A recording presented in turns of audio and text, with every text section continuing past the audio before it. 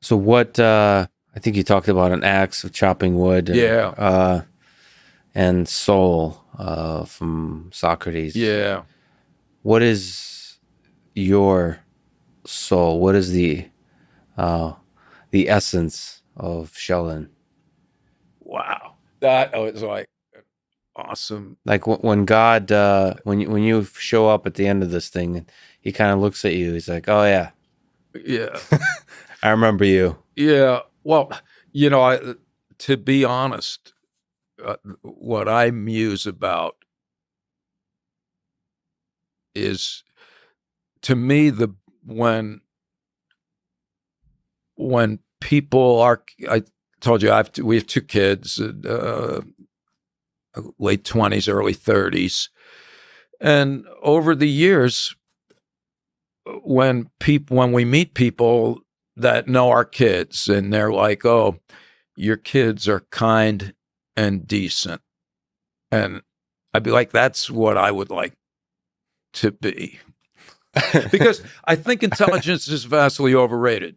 The Unabomber was a smart guy. Yeah. And I do admire intelligence, and I do venerate education, and I find that to be tremendously important. But if I had to pay the ultimate homage to myself, it would be to be known as somebody who takes himself too seriously to take myself too seriously. Again, as corny as it sounds, I'd like to leave the world a tad better than I found it, or at least do no harm. And I think you did all right on that so in that regard. I love that question, Alex. That's a good one. I think everyone should be asked that. What is your soul?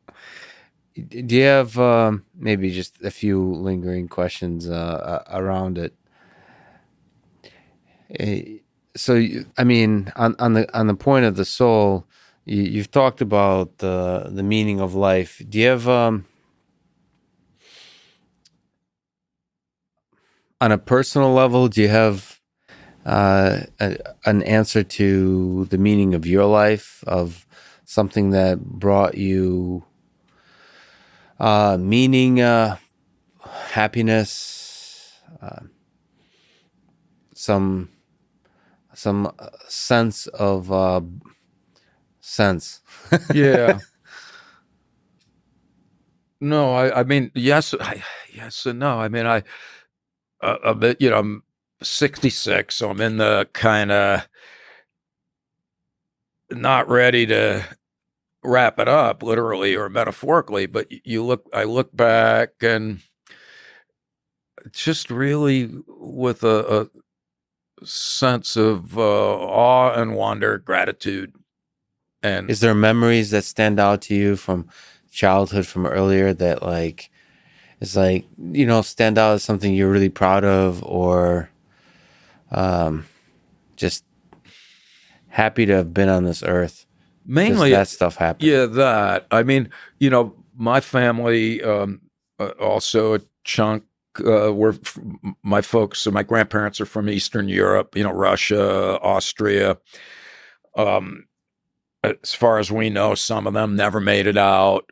I consider um, myself um, very fortunate to have been a so-called product of the American dream. My grandparents were basically peasants.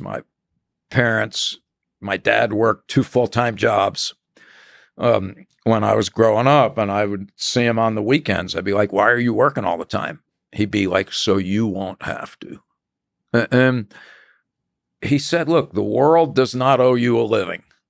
And so your first responsibility is to take care of yourself. And then your next responsibility is to take care of other people." And I think you did a pretty good job of that. I don't know, but I had, so that those are the things that I'm proud of. Well, it's funny. You've talked about just yourself as a human being, but you've also contributed some really important ideas for your ideas, and also kind of integrating and maybe even popularizing the work of Ernest Becker, of connecting it, of making it legitimate scientifically. I mean,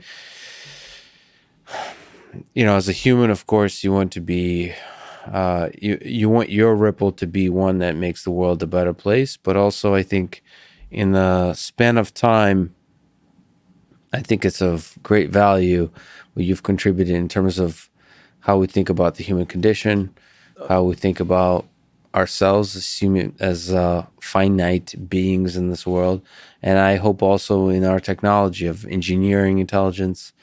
I think, at least for me, and I'm sure there's a lot of other people like me that your work has been a gift for. So, Oh, well, thank you. No, I like that. And we have described ourselves as giant interneurons. I'm like, we have had no original ideas, and maybe that's the only thing that's original about our work is we don't claim to be original. What we claim to have done yeah, is to integrate, yeah, to connect these disparate and superficially unconnected discourses. So existentialists, they'd be like, evidence? What's that? And yeah, there's now a branch of psychology, experimental existential psychology, that I think we could take credit for having encouraged the formation of. And that in turn has gotten these ideas in circulation in academic communities where they may not have otherwise gotten. So I think that's good. well, Sheldon, is a huge honor. I can't believe you came down here. I've been a fan of your work. I hope we get to talk again. Huge honor to talk to you. Thank you so much for talking today. Thanks, Lex. We'll do it again soon, I hope.